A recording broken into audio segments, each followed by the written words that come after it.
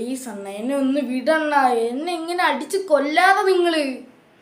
ഇതാണ്ട, ഞാനൊരു കാര്യം അങ്ങോട്ട് പറയാം. മര്യാദയ്ക്ക് അവിടെ നിന്ന് ഞാനായിട്ട് നിന്നെ കൊല്ലും. അല്ലെങ്കിലും ഞാൻ നിന്നെ കൊല്ലും. ഒരു കാര്യം ചെയ്യാം, തൽക്കാലം നമുക്കൊന്ന് പരിചയപ്പെട്ട് സംസാരിക്കാം. എന്നിട്ട് തീരുമാനിക്കുക എന്നെ കൊല്ലണോ വേണ്ടയോ. എന്നാ ഓക്കെ. അല്ല, അണ്ണൻ്റെ പേരെന്തിനാണ്? അച്ചുവിൻ്റെ ആമ. അച്ചുവിൻ്റെ ആമയാ? അശ്ശി, അതൊക്കെ എന്ത് പേരാണെന്നാ? അല്ല, അശ്വത്ഥാമ. അല്ല, താങ്കളുടെ പേര്? സാറേ, എൻ്റെ പേര് പ്രകാശ്. എവിടെ ജോലിയും കൂലിയും ഇല്ലാത്ത എൻ്റെ നടക്കുന്നു. പ്രകാശനോ? അതും ഈ കാലത്ത് ഇങ്ങനൊരു പേരോ? അപ്പം അണ്ണൻ്റെ പേരാ? നിന്നെപ്പോലെ അല്ല ഞാൻ.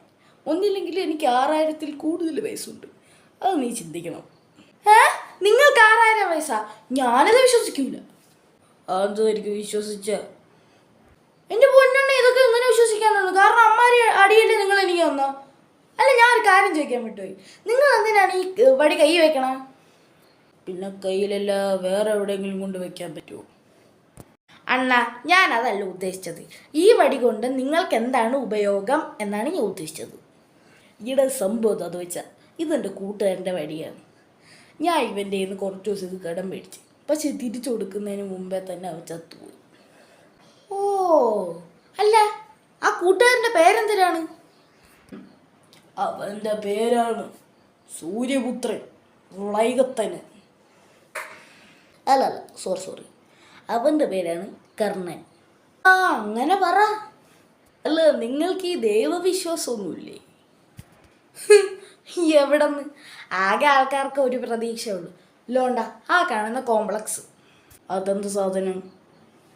എൻ്റെ പൊന്നെണ്ണ, അതൊന്നും പറഞ്ഞിട്ട് കാര്യമില്ല. ഏതോ ഒരു 200 വയസ്സുള്ള കളവൻ ലോണ്ട ആ കാണുന്ന കോംപ്ലക്സ് ഇല്ലേ, അതിനകത്ത് ഈ ഭൂമിയിലെ എല്ലാം കൂടി ഊറ്റി അതിനകത്ത് വച്ചേക്കുക. അപ്പം ഈ വെള്ളത്തിനൊന്നും ഇവിടെ ക്ഷാമം കാണൂലല്ലേ? ഇല്ല. ഹോ, ഭാഗ്യം. പക്ഷെ ഇന്നാളൊരു 5000 പേര് മരിച്ചായിരുന്നു. അതെങ്ങനെ? വെള്ളം കിട്ടാത്തതുകൊണ്ട്. അല്ലാതെ എന്ത്? ശരി, എന്നാ ഓക്കെ, ബൈ. അണ്ണാ പോല്. പോയാ ഇനിയിപ്പോൾ 200 വയസ്സുള്ള കിളവുള്ളതാണ്.